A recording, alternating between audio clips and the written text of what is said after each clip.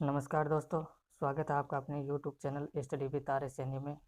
दोस्तों, आज का हमारा टॉपिक रहेगा राजस्थान के दुर्ग और ये पार्ट नंबर 2 वीडियो रहेगा दोस्तों। इससे पहले मैंने YouTube पे पार्ट नंबर 1 डाल दिया है दोस्तों। यदि आपने अब तक उसको नहीं देखा है तो मैंने उसका लिंक डिस्क्रिप्शन बॉक्स में दे रखा है।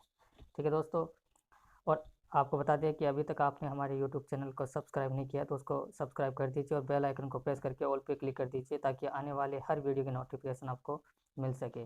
तो दोस्तों, चलिए हम आज का ये टॉपिक स्टार्ट करते हैं। उससे पहले हम थोड़ा सा इसके बारे में जान लेते हैं कि आज का ये टॉपिक हमारा किससे संबंधित रहेगा।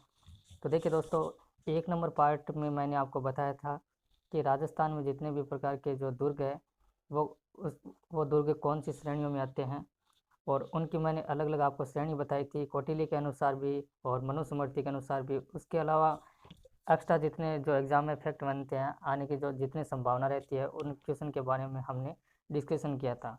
तो आज का ये हमारा टॉपिक रहेगा दोस्तों, ये पार्ट नंबर 2 रहेगा। और इसमें मैं आपको बता देता हूँ कि नदियों के तट पर स्थित दुर्ग कौन कौन से हैं, इसके बारे में हम चर्चा करेंगे। और उसके बाद में हम प्रमुख दुर्ग की संक्षिप्त व्याख्या करने वाले हैं। ये टॉपिक सबसे इम्पोर्टेंट रहेगा दोस्तों, क्योंकि एग्ज़ाम में जितने भी क्वेश्चन बनते हैं वो इसी टॉपिक के अंदर आ जाते हैं। तो देखिए दोस्तों, ये जो टॉपिक है ये हमारा 2 या 3 वीडियो में कंप्लीट होगा, क्योंकि ये संक्षिप्त व्याख्या करनी है हमें सभी दुर्गों के बारे में। तो आज का ये टॉपिक हम स्टार्ट करते हैं दोस्तों। तो चलिए पहला हम ये कंसेप्ट लेते हैं, नदियों के तट पर स्थित दुर्ग कौन कौन से हैं। ठीक है दोस्तों, चलिए। तो यहाँ पे ये अपना चित्तौड़ का दुर्ग है दोस्तों। चित्तौड़ का दुर्ग ये कौन सी नदी पे स्थित है दोस्तों? ये है अपनी गंभीरी नदी पे। मैं यहाँ पे लिख देता हूँ, गंभीरी नदी व बेड़स नदी। ठीक है दोस्तों, ये अपना जो चित्तौड़ का दुर्ग है ये गंभीरी और बेड़स नदी पर स्थित है। उसके अलावा अपना 2 नंबर है गागरोन का दुर्ग। ये अपनी काली सिंध और आहू नदी पे है। कौन सी नदी पे है दोस्तों? काली सिंध व आहू नदी। ये इम्पोर्टेंट क्वेश्चन है दोस्तों, जो एग्ज़ाम की दृष्टि से बहुत ही महत्वपूर्ण है और ये एग्ज़ाम में बार बार रिपीट हो चुके हैं दोस्तों। अपना ये स्वर्णगिरी का दुर्ग है, ये कौन सी नदी पे दोस्तों? ये है अपनी सुकड़ी नदी पे। और ये कोटा दुर्ग ये चंबल नदी पे है। और ये शेरगढ़ का दुर्ग ये भी चंबल नदी पे है। और ये अपना भैंसरोडगढ़ का दुर्ग है, ये अपनी बामनी नदी व चंबल नदी पे स्थित है। ठीक है दोस्तों, आई थिंक ये आपको इतना क्लियर हुआ। चलिए बात करते हैं मनोहर थाना दुर्ग के बारे में। तो ये अपना है परवन नदी। मैं यहाँ पे लिख देता हूँ, परवन एवं कालीखाड़, कालीखाड़ नदी पे, नदी के संगम पर। ठीक है दोस्तों, ये तो अपने नदियों के तट पर स्थित दुर्ग है जो इम्पोर्टेंट अपने एग्ज़ाम की दृष्टि से काफ़ी महत्वपूर्ण रहते हैं दोस्तों, और एग्ज़ाम में बार बार रिपीट हो चुके हैं। इनका आप स्क्रीनशॉट भी ले लीजिए। और इसके बाद में हम 2 नंबर पार्ट पे चलते हैं, प्रमुख दुर्गों की संक्षिप्त व्याख्या, पार्ट नंबर 2 अपना। ठीक है दोस्तों, चलिए। तो दोस्तों, सबसे पहले हम बात करेंगे अपना रणथंभौर के दुर्ग के बारे में। कौन सा दुर्ग है अपना? अपना है रणथंभौर का दुर्ग। रणथंभौर के दुर्ग की क्या क्या विशेषता है और एग्जाम में इससे संबंधित कितने क्वेश्चन बनते हैं दोस्तों, सारे क्वेश्चन के बारे में हम डिस्कशन करने वाले हैं रणथंभौर के दुर्ग के बारे में। और दोस्तों, मैं आपको यकीन दिलवाता हूँ कि मेरे द्वारा बताए गए जितने भी फैक्ट है इसके अलावा एग्जाम में और कुछ नहीं बनता है दोस्तों। सारे जितने भी एग्जाम में इंपॉर्टेंट क्वेश्चन बनते हैं सब के बारे में हम डिस्कशन करने वाले हैं आज। तो देखिए दोस्तों, रणथंभौर का दुर्ग है, उससे पहले मैं आपको एक बात और बता देता हूँ कि अपना जो मेवाड़ है, मेवाड़ का जो क्षेत्र है, मेवाड़ के क्षेत्र में कुल अपने पास 84 किले हैं। ठीक है दोस्तों, इतना आपको कंसेप्ट याद रखना है। मेवाड़ का जो क्षेत्र है उसमें 84 किले हैं। और देखिए दोस्तों, रणथंभौर की बात करें तो चौहानों का ये शौर्य प्रतीक है दोस्तों। ये दुर्ग अपना सवाई माधोपुर रेलवे जंक्शन से 13 किलोमीटर की दूरी पर अरावली पर्वतमाला में स्थित है दोस्तों। कहाँ पे है? अरावली पर्वतमाला पर स्थित है, अरावली पर्वतमाला। और ये अपना सवाई माधोपुर जंक्शन से 13 किलोमीटर की दूरी पर स्थित है दोस्तों। 13 किलोमीटर की दूरी पर ये दुर्ग स्थित है। ठीक है दोस्तों, और इसका निर्माण 10वीं सदी में रणथान देव चौहान ने करवाया था। 10वीं सदी में, मैं यहाँ पे लिख देता हूँ, 10वीं सदी में किसने करवाया था दोस्तों? रणथान चौहान के द्वारा करवाया गया था इसका निर्माण, रणथंभोर चौहान के द्वारा। और ये 7 मील की परिधि में फैला हुआ है दोस्तों। 7 मील की परिधि का मतलब है ये जो घेरा रहता है इसका, ये 7 मील दूरी पर स्थित है दोस्तों। तो दोस्तों यहाँ पे जैसे मान लो दुर्ग है और इसकी जो ये घेरा रहता है इस दुर्ग के चारों ओर, ये 7 मील का घेरा रहता है दोस्तों। इसमें दोस्तों जोगी महल, बादल महल, गणेश मंदिर, शिव मंदिर, भैरव मंदिर, हमीर कचहरी, सारी प्रमुख इमारतें इसमें स्थित है। मैं यहाँ पे लिख देता हूँ दोस्तों। देखिए, एक तो अपना जोगी महल और एक अपना बादल महल, और इसमें स्थित एक इमारत जो मंदिर है, गणेश मंदिर है, और यहाँ पे शिव मंदिर भी है दोस्तों, और यहाँ पे भैरव मंदिर भी है, और यहाँ पे हमीर कचहरी नाम की एक इमारत स्थित है दोस्तों। ठीक है, आपको इतने नाम याद रखने हैं। ठीक है दोस्तों, चलिए आगे बढ़ते हैं। दोस्तों इसके प्रवेश द्वार को नौलखा कहते हैं। क्या कहते हैं, मैं यहाँ पे लिख देता हूँ।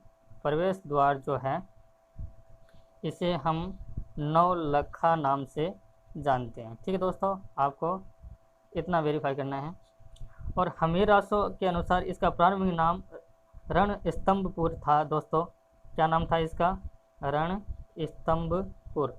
किसके अनुसार दोस्तों, ये अपना हमीर रासो के अनुसार इसका नाम रणस्तंभपुर रखा गया। ठीक है दोस्तों, चलिए आगे बढ़ते हैं। दोस्तों ये जो अपना रणथंभौर का जो दुर्ग है, रणथंभौर दुर्ग, इसमें क्या हुआ कि 1291 में जलालुद्दीन खिलजी ने इस दुर्ग को प्राप्त करने का असफल प्रयास किया था। यहाँ पे जलालुद्दीन खिलजी ने यहाँ पे इस दुर्ग पर आक्रमण किया था दोस्तों। ये जो दुर्ग है अपना रणथंभौर का, इस दुर्ग पर आक्रमण किया था। किसने किया था दोस्तों, जलालुद्दीन खिलजी ने। लेकिन वह इस मिशन में नाकामयाब रहा और निराश होकर उसने कहा, ऐसे 10 किलो में को मैं मुसलमानों को एक बाल के बराबर नहीं समझता दोस्तों। क्या कहा था उसने कि ऐसे 10 किलो को भी मैं मुसलमान के एक बाल के बराबर नहीं समझता। ये बात किसने की थी दोस्तों, ये अपना जलालुद्दीन खिलजी ने कही थी। ठीक है दोस्तों, चलिए आगे बढ़ते हैं। दोस्तों इस दुर्ग को दुर्गों का राजा भी कहते हैं। जहाँ पे मैं लिख देता हूँ, दुर्गों का राजा।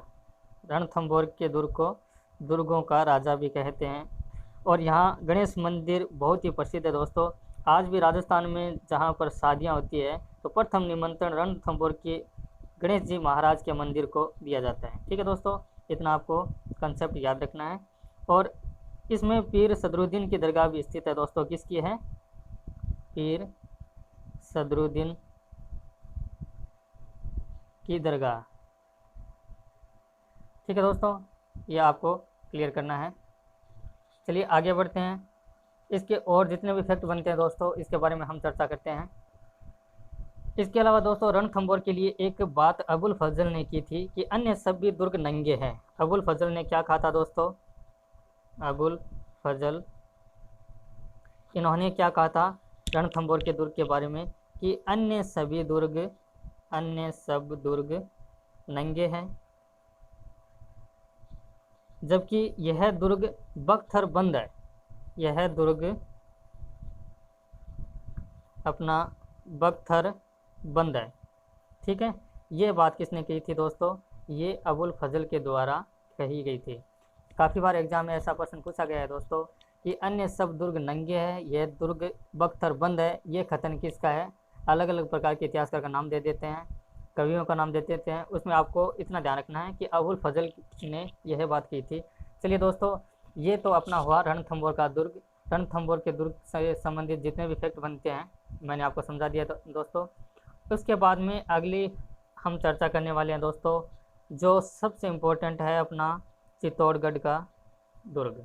ठीक है दोस्तों, चित्तौड़गढ़ के दुर्ग के बारे में जितनी भी विशेषता है और जितना भी ये विशेष बात रखता है उस सारे के बारे में हम चर्चा करने वाले हैं दोस्तों। तो चलिए सबसे पहले हम ये जानते हैं दोस्तों कि ये दुर्ग है कहाँ। तो ये दुर्ग दोस्तों चित्तौड़गढ़ जंक्शन से 4 किलोमीटर दूरी पर है। मैं यहाँ पे लिख देता हूँ, चित्तौड़गढ़ जो रेलवे स्टेशन है, जिसे हम जंक्शन के नाम से भी जानते हैं दोस्तों, इससे 4 किलोमीटर की दूरी पर स्थित है ये। कितनी पर? 4 किलोमीटर दूरी। और मैंने आपको पीछे बताया भी था ये कि ये गंभीरी और बेड़स नदी के संगम पर बना है। गंभीरी व बेड़स नदी, यहाँ पे लिख देता हूँ मैं दोस्तों, बेड़स नदी के संगम पर बना है। ठीक है। और देखिए दोस्तों, ये अरावली पर्वतमाला जो है उसके शिखर पर बना है, जो 3.5 मील लंबा, 3.5 मीटर लंबा और 0.5 मील चौड़ा है। इसकी लंबाई चौड़ाई भी आपको याद रखनी है। ठीक है दोस्तों, चलिए इसके और इफेक्ट के बारे में बात करते हैं दोस्तों। वीर विनोद, जिसे हम श्यामलाल भी कहते हैं, वीर विनोद का नाम श्यामलाल भी है, और उनके अनुसार ये जो अपना चित्तौड़गढ़ का दुर्ग है, इसको चित्रांग मौर्य इसका निर्माता था दोस्तों। कौन था? चित्रांग मौर्य। ये कौन था दोस्तों? ये इसका निर्माण करता था, जिसे हम निर्माता भी कहते हैं। ये खतन किसका है दोस्तों? ये खतन अपना है श्यामल दास, और जिसे हम वीर विनोद के नाम से भी जानते हैं, वीर विनोद के नाम से। ठीक है दोस्तों। और उसके अनुसार ये जो अपना चित्तौड़गढ़ का दुर्ग है, इसका निर्माण कब किया गया था दोस्तों? 7वीं सदी में किया गया था, 7वीं सदी में। ठीक है दोस्तों, देखिए गोहिल वंश बप्पा रावल ने मौर्य वंश का प्रभाव यहाँ से समाप्त कर 8वीं सदी में अपना अधिकार इस दुर्ग पर स्थापित कर लिया गया। किसने किया था दोस्तों? गोहिल वंश बप्पा रावल ने। चलिए आगे देखते हैं। आगे हमारे पास है दोस्तों 1303 ईस्वी में अलाउद्दीन खिलजी ने इस दुर्ग पर अधिकार किया था। 1303 ईस्वी में किसने किया था दोस्तों? अलाउद्दीन खिलजी ने। अलाउद्दीन खिलजी ने इस दुर्ग पर अपना अधिकार जमा लिया था। कब किया था दोस्तों? 1303 ईस्वी में। ठीक है, आगे देखते हैं। सिसोदा के सामंत हमीर ने मुस्लिम ताकतों से यह दुर्ग पुनः छीन लिया। किसने छीन लिया था दोस्तों? सिसोदा के सामंत। कौन था? हमीर। इसने क्या किया था दोस्तों? ये मुसलमानों से इस दुर्ग को 8वीं शताब्दी में पुनः छीन लिया था दोस्तों। और 1567 में अकबर ने उदय सिंह के समय इस दुर्ग पर अधिकार कर लिया था। अकबर ने किया था दोस्तों? किसके समय? उदय सिंह के समय इस दुर्ग पर वापस अधिकार कर लिया दोस्तों। किस दुर्ग पर? अपना चित्तौड़गढ़ के दुर्ग पर। ठीक है दोस्तों, चलिए आगे देखते हैं। बाघ सिंह का स्मारक, जयमल फतह की छतरी, और इसके अलावा यहाँ पे तुजला माता का मंदिर, भामाशाह की हवेली, और मीरा मंदिर, पद्मिनी महल, कीर्ति स्तंभ, विजय स्तंभ और कुंभ श्याम मंदिर आदि इस दुर्ग में स्थित है दोस्तों, चित्तौड़गढ़ के दुर्ग में। ये काफ़ी इंपॉर्टेंट है एग्जाम की दृष्टि से। मैं आपको यहाँ पे दिखा देता हूँ दोस्तों। पहले मैं लिख देता हूँ यहाँ पे जयमल की छतरी, जयमल की छतरी। दूसरा यहाँ पे मैं लिख देता हूँ बाघ सिंह का स्मारक, और यहाँ पे इसके अलावा तुजला माता का मंदिर, इसके अलावा यहाँ पे भामाशाह की हवेली और मीरा मंदिर,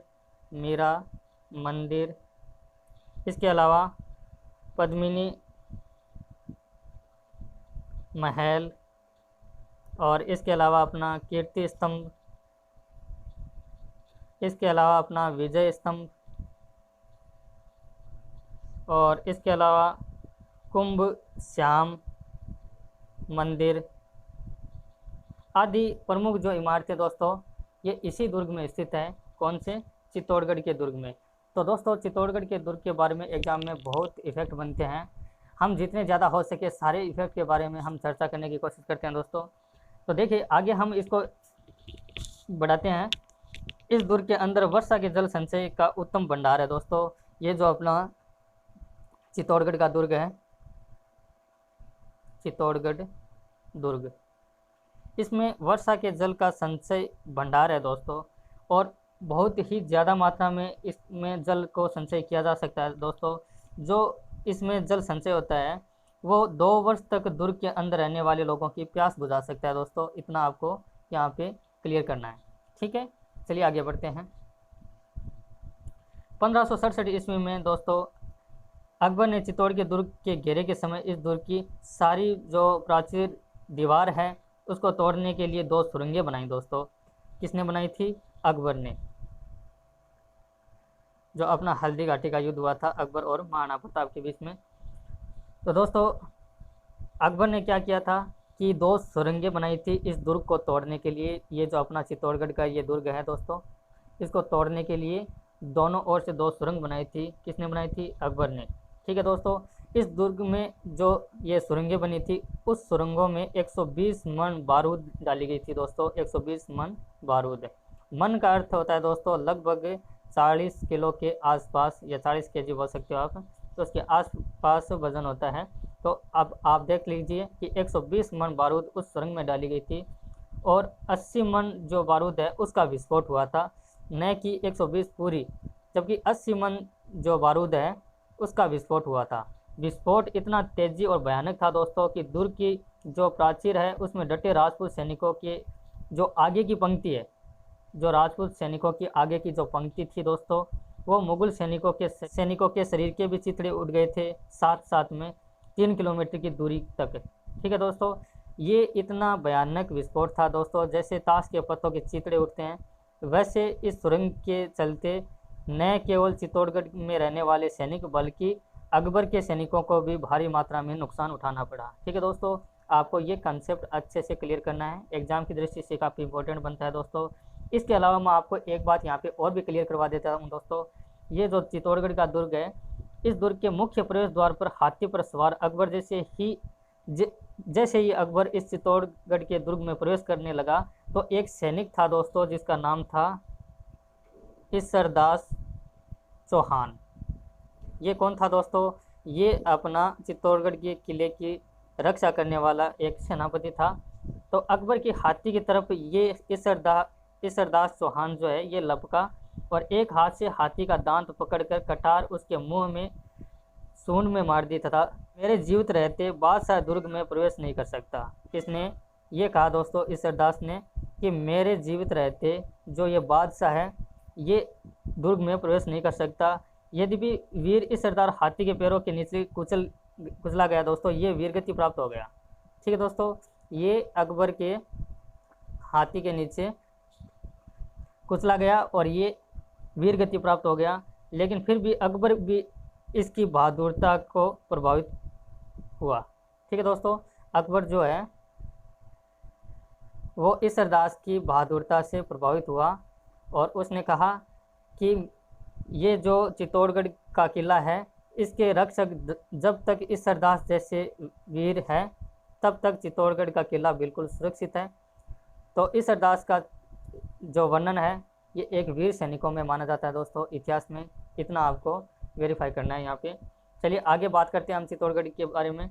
चित्तौड़गढ़ के जो प्रथम द्वार है उसको दोस्तों क्या कहते हैं? पांडल पोल के नाम से जाना जाता है। मैं यहाँ पे लिख देता हूँ, प्रथम द्वार को अपना यहाँ पे कहा जाता है पांडन पोल। इसको पटवन पोल के नाम से भी जाना जाता है। ठीक है दोस्तों, इतना आपको याद रखना है। तो देखिए दोस्तों, रामपोला इस दुर्ग का पश्चिमाभिमुख प्रवेश द्वार है। पश्चिम का जो प्रवेश द्वार है उसे क्या कहते हैं दोस्तों? यहाँ पे मैं लिख देता हूँ, पश्चिम द्वार को यहाँ पे कहते हैं इसको दोस्तों रामपोला के नाम से जाना जाता है। ठीक है दोस्तों, इसके अलावा समदीश्वर मंदिर के निकट यहाँ पे एक समदीश्वर नाम का मंदिर है दोस्तों।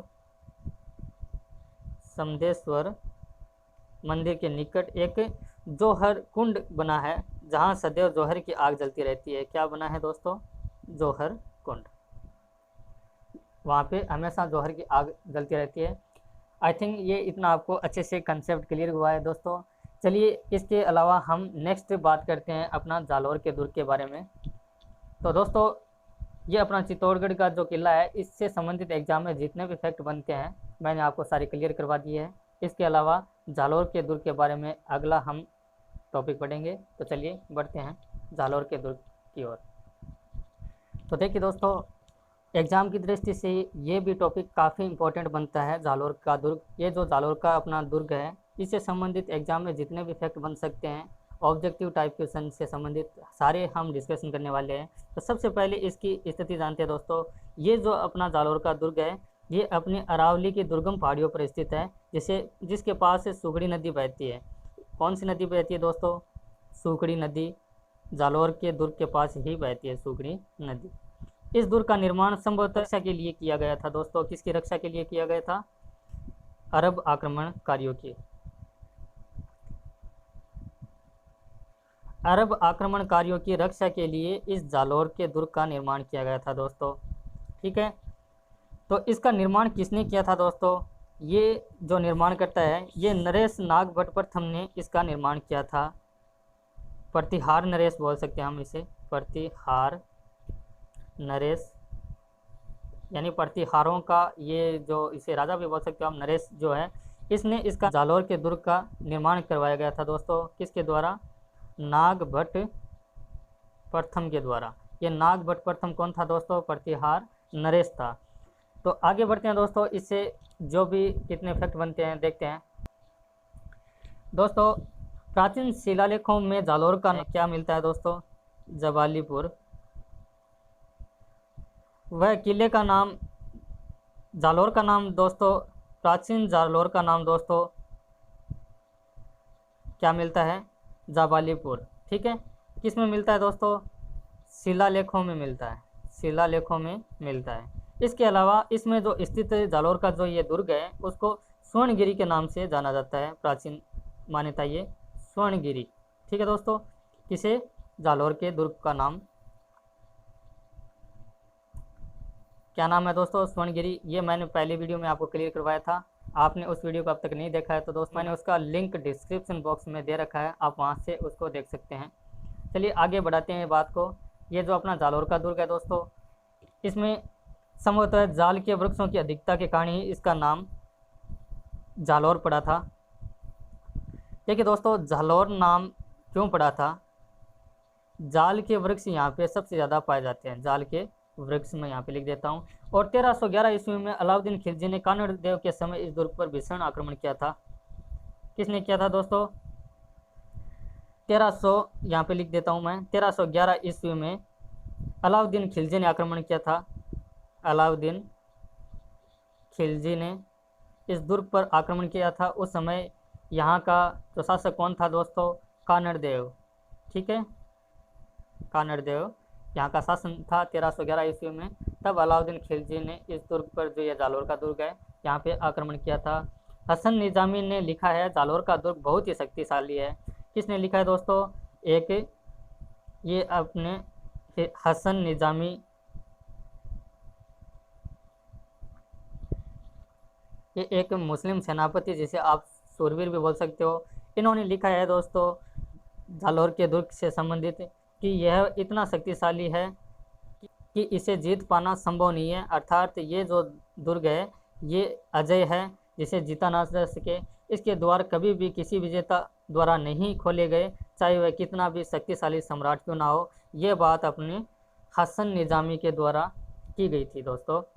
इसके अलावा इस दुर्ग के स्थापत्य की बहुत ही प्रमुख विशेषता रही है दोस्तों। ये जो अपना जालोर का दुर्ग है, ये जो जालोर का दुर्ग है दोस्तों, स्थापत्य कला की दृष्टि से काफ़ी ये विशेषता रखता है दोस्तों। इसकी उन्नत प्राचीर से अपने विशाल बुर्जों सहित सोनगिरी पर्वतमाला को अपने में समाविष्ट कर लिया है। ठीक है दोस्तों, कि इससे किले की सही स्थिति व रचना के बारे में बाहर से जो आक्रमणकारी होते हैं उसको पता नहीं चल पाता है। तो इस कारण से बाहरी आक्रमणकारी को वहम रहता है कि किला कहाँ है और उसके पास जाने में हमारे पास कितनी दूरी हमें तय करनी होगी। तो ये एक इस किले की प्रमुख विशेषता है दोस्तों, कि किसी भी बाहरी आक्रमणकारी जो है उसको इस किले की सही स्थिति का पता नहीं चलता। इसकी रचना इस प्रकार की गई है दोस्तों इस दुर्ग की। ठीक है, और आगे बढ़ते हैं। जैन जो धर्म था दोस्तों, उसके अनुयायी भी इस किले में महत्वपूर्ण स्थान रखते थे अपना, क्योंकि जैन धर्म के अनुयायियों का प्रसिद्ध केंद्र स्वर्णगिरी भी इस दुर्ग में स्थित है। कौन सा है दोस्तों? स्वर्णगिरी। स्वर्णगिरी भी इमारत इसी दुर्ग में स्थित है दोस्तों। यह 2 मंजिला है, स्वामी की मूर्ति है इसमें दोस्तों। किसकी मूर्ति है? महावीर स्वामी की। ये 2 मंजिला भवन है। ठीक है दोस्तों, और इसके अलावा कान्हड़ देव की बावड़ी, ये प्रमुख यहाँ पे इमारतें और मंदिर है दोस्तों। कौन से हैं? कान्हड़ देव की बावड़ी, और इसके अलावा दोस्तों वीरम देव की चौकी, और इसके अलावा दोस्तों जलंधर नाथ का मंदिर, जलंधर नाथ का मंदिर आदि प्रमुख मंदिर और इमारतें स्थित है दोस्तों। और इसके अलावा दोस्तों इस दुर्ग में जोधपुर के महाराजा मान सिंह ने काफ़ी समय बिताया था। किसने बिताया था दोस्तों? जोधपुर के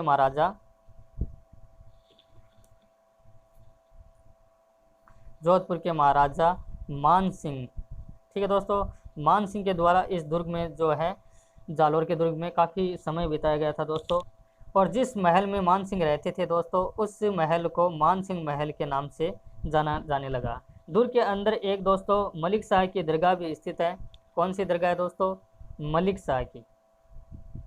मलिक शाह है जो वह इस जालोर के दुर्ग में ही स्थित है, ठीक है दोस्तों। अब इस दुर्ग के संदर्भ में एक दोहा है दोस्तों, जो काफ़ी बार एग्जाम में पूछा गया है, तो उसके बारे में आपको अच्छे से क्लियर करना है। वो दोहा कौन सा है, मैं आपको यहाँ पे लिख देता हूँ। आप फटे धर उल्टे, कटे बगतरा कोरा, शीश पड़े धड़ तड़ फड़े, जद छूटे जालोर। तो ये एक दोहा है दोस्तों, ये जालोर की सुदृढ़ता को दर्शाता है। जालोर के जो दुर्ग है उसकी मजबूती से संबंधित ये दोहा लिखा गया है दोस्तों। ये काफ़ी बार एग्जाम में पूछा गया है। दोहा कौन सा दोस्तों, मैं यहाँ पे लिख देता हूँ। आप फटे धर उल्टे, आप फटे धर उल्टे, कटे बगतरा कोर, ठीक है दोस्तों। और शीश पड़े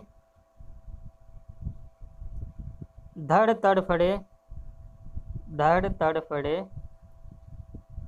जद छूटे जालोर। तो ये दोस्तों ये दोहा क्यों लिखा गया है? ये दोहा इसलिए लिखा गया है कि ये जो जालोर का दुर्ग है ये काफ़ी सुदृढ़ है। इसके चारों ओर जो ये आवरण बना है ये काफ़ी मजबूती से बना है। बाहर के आक्रमणकारियों को पता नहीं चलता है कि इस दुर्ग के अंदर क्या है और ये दुर्ग किस स्थिति से बना हुआ है। इस दुर्ग के बारे में अधिक अनुमान बाहर के आक्रमणकारी नहीं लगा पाते हैं दोस्तों। ये दुर्ग काफ़ी मजबूत है और अपना जैन धर्म भी इससे संबंधित है, इस दुर्ग से। तो दोस्तों इस दुर्ग की मजबूती के कारण से ये दोहा लिखा गया है।